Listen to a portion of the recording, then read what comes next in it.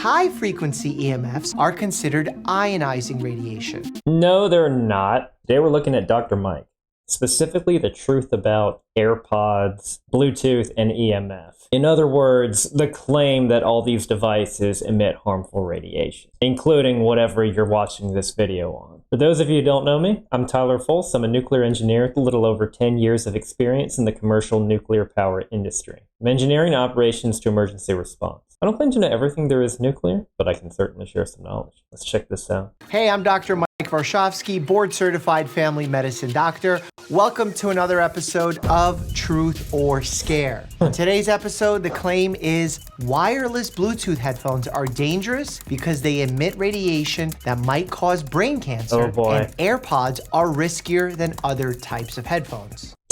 Wow. Let's start with saying that all wireless devices, Wi-Fi routers, baby monitors, cell phones, video game consoles, smartwatches, headphones, and more emit EMFs, also known as electromagnetic fields.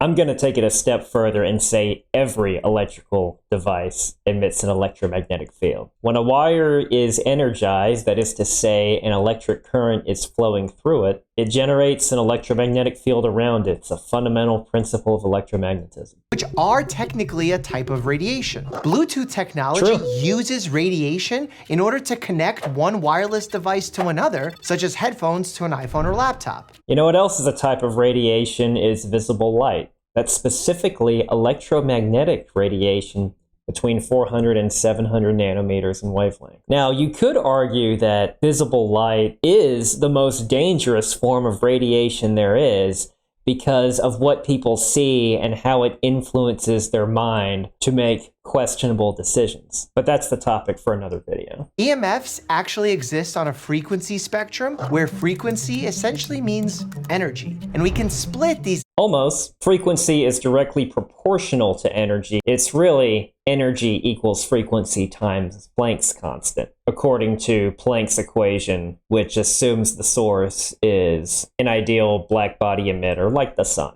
It's pretty close. But yes, higher frequency light, such as X-rays, has a lot more energy than lower frequency light, such as radio waves. EMFs into two main categories based on that frequency. High frequency EMFs are considered ionizing radiation. No, they're not. High frequency EMF is considered to be around 300 megahertz to 3 gigahertz, which is less than that of visible light, which is well below that of ionizing radiation. So based on that logic, this video that you're watching right now is more dangerous to you than the Wi-Fi signal. A lot of exposure to that kind of radiation can change human cell structure enough to cause cancer.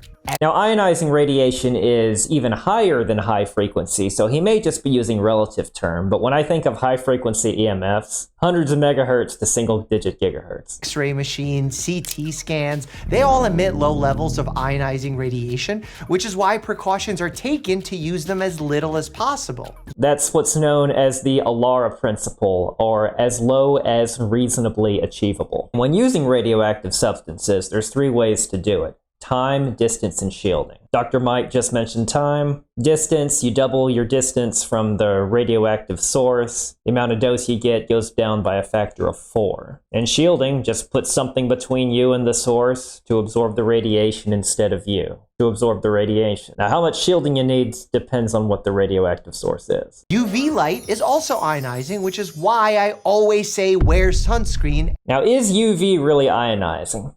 Kinda. There's UVA, UVB, and UVC. UVA is non-ionizing. It can penetrate deep in your skin and can lead to tanning and aging, but it doesn't have the energy to rip the ions off molecules. UVB is ionizing. Barely. And that's the one he's talking about, with it potentially damaging your skin, increasing risk of skin cancer, and I 100% fully agree with wearing sunscreen. I wonder if people would take sunburn more seriously if we all just referred to it as a radiation burn, because that's what it is. And UVB is considered weakly ionizing. Now, UVC, full ionizing. It could remove tightly bound electrons from atoms, though the vast majority of it is removed by the Earth's ozone layer, which is why most sunscreens don't ever talk about UVC. And avoid tanning beds your entire life. On the other hand, EMFs from very low to mid frequency are non-ionizing radiation. Non-ionizing radiation does not have enough energy to directly damage cell DNA, which is what happens when cancer develops. However, with this claim, the theory is that low and moderate frequency EMFs might not be directly causing cellular DNA damage, but perhaps over time, because we're not just using these headphones for a second or two. Realistically, the most damage these things can cause to you is hearing loss from playing them too loud. AirPods could get you in an accident if you got them turned up too loud that you're distracted. And I've seen some places where people claim that they could use AirPods as PPE, essentially as hearing protection. They're not hearing protection. So basically, just like anything else, misuse of the tool can cause harm, but not from radiation. That damage ultimately can arise. But what does the evidence tell us about all of this? To be honest, there haven't been direct studies on looking at the health impacts of radiation from Bluetooth headphones. Most of the research exploring the potential link between non-ionizing EMFs and cancer has focused on cell phones. And although cell phones and Bluetooth headphones both emit the same kind of non-ionizing radiation, Bluetooth headphones emit a lot less of it. 10 to 400 times less, according to one 2019 study. And at this point, there are some experts, and even more or less than, again, the screen you're watching right now, that believe cell phones are a potential risk for cancer. And they've been quite vocal about their concerns for a while. Back in 2011, the International Agency for Research on Cancer, which is an agency within the WHO that evaluates cancer risks, classified radio frequency radiation from wireless devices as a possible carcinogen.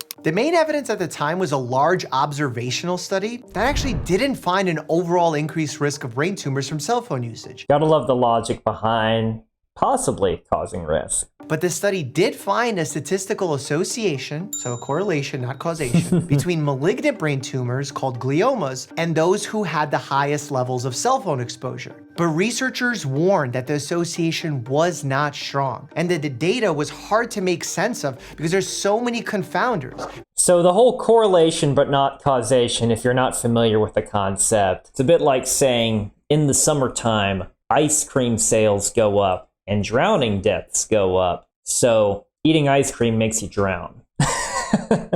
Meaning other factors besides cell phone usage that could have explained why people ended up with brain cancer. Then, in 2015, more than 200 scientists petitioned the World Health Organization and United Nations for stricter rules around non-ionizing EMFs and referenced the 2011 decision to classify it as a potential carcinogen. That's just what's crazy about making something a potential and the rippling effects it has even through the scientific community. And it's just, I guess, as humans, our need to bin certain items into certain categories without looking at the big picture. The scientists argued that radiation emissions from wireless devices might be harmful at levels deemed safe under the existing guidelines. The petition came on the heels of a study that showed the heaviest users of cell phones and cordless phones were somewhat more likely to be diagnosed with meningiomas, which is a type. The term cordless phone, haven't heard anyone say that in a while. It's very old. Of slow-growing brain tumor, but the association was again too weak for researchers to conclude that cell phone use generally caused not statistically significant. Some more recent That's all you really need to read right there is the phrase "not statistically significant." Studies have been done, and they do suggest a link between cell phone usage and cancer or biological changes that might.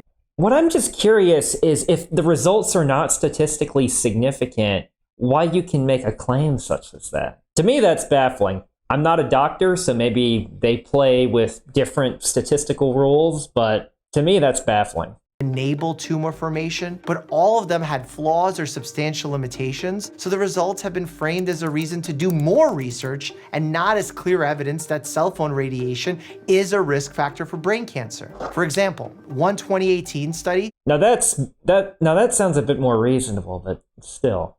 found that high levels of radio frequency radiation caused cancerous heart tumors in male rats and mice. The study certainly made headlines, but researchers said the results could not be generalized to humans. First of all, the way that the rodents were exposed to radiation in the study was not how we use cell phones, and full body radiation.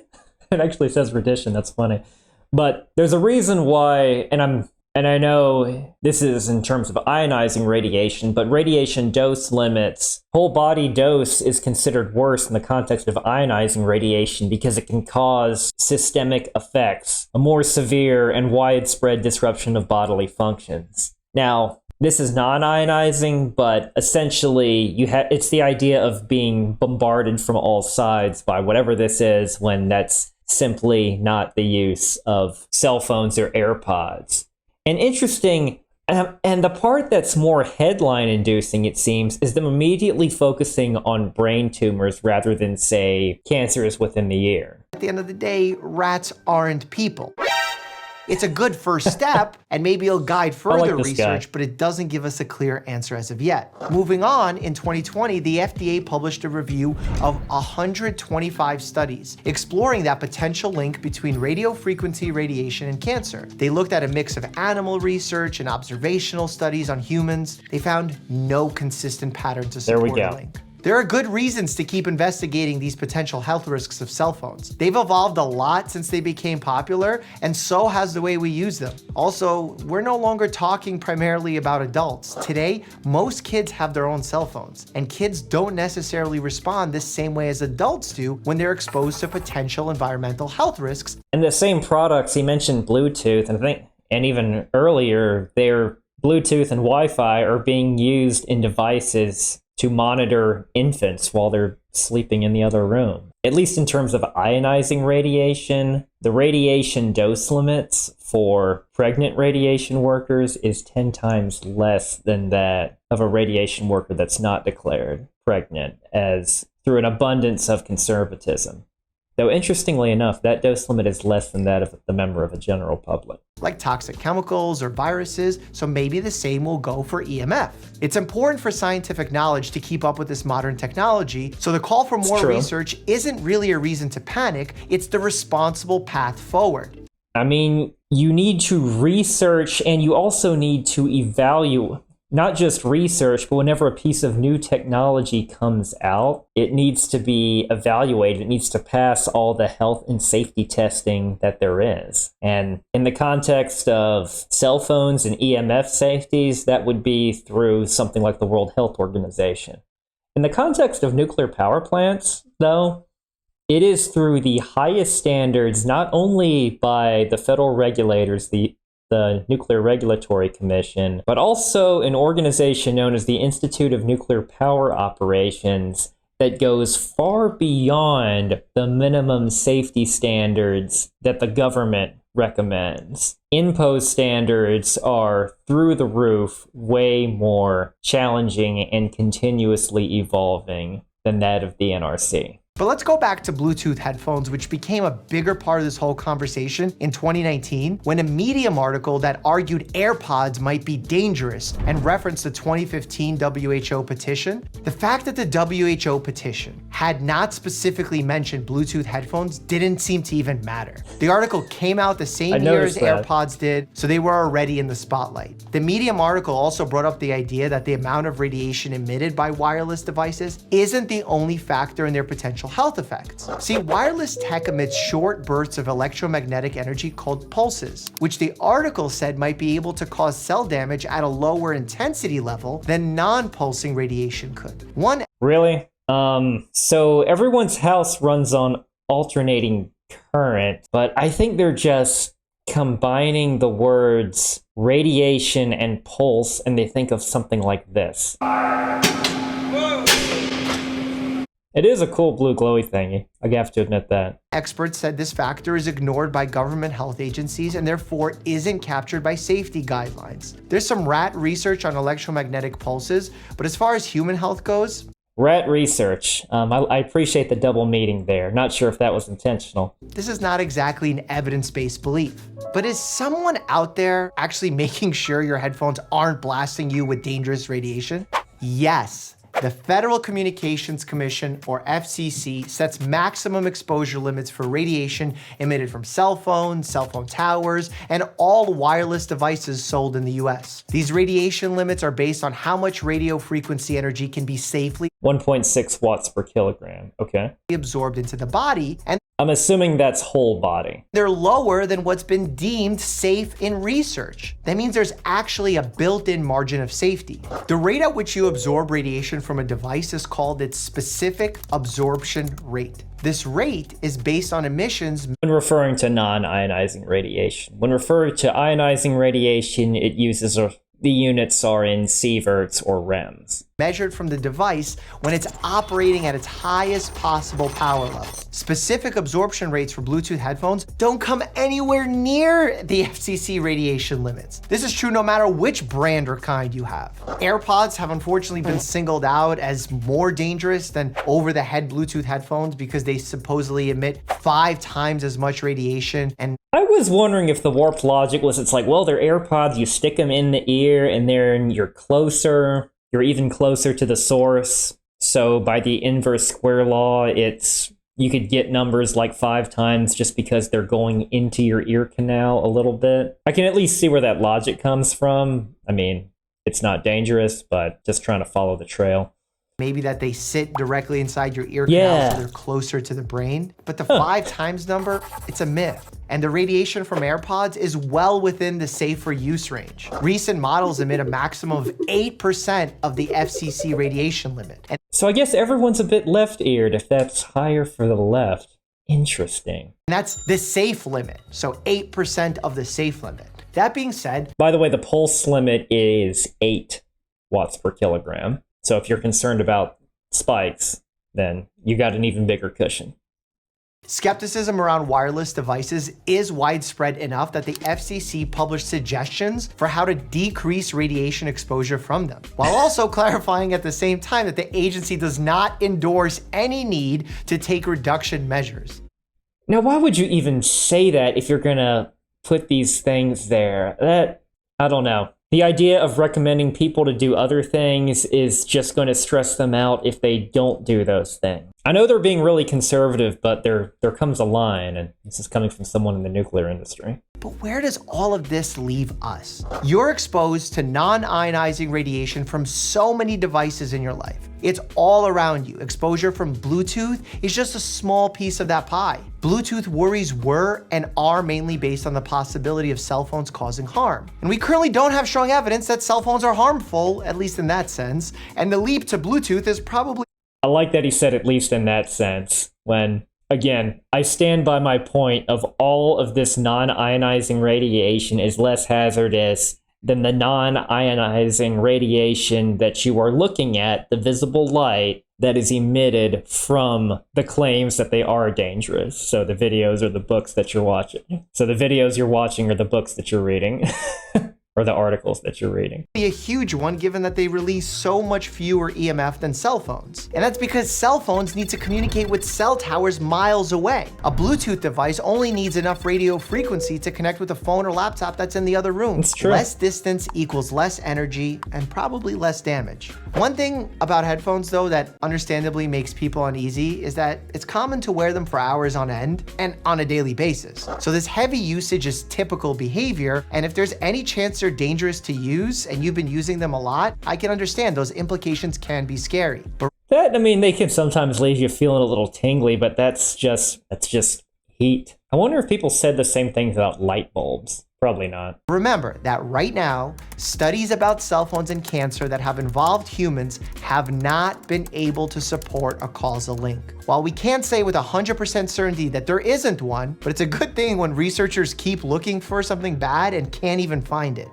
You can't say with 100% certainty for everything, but you can at least say that there's nothing statistically significant. I can't say for certainty that before I finish watching this video, I am going to phase through the entire Earth via quantum tunneling. Because that isn't impossible, it's just very unlikely. If you're nervous about radio frequency radiation exposure, you could always take AirPod breaks or alternate between wireless and wired headphones. In fact, that's probably just a good idea to do it in general, even if you're not afraid of radiation.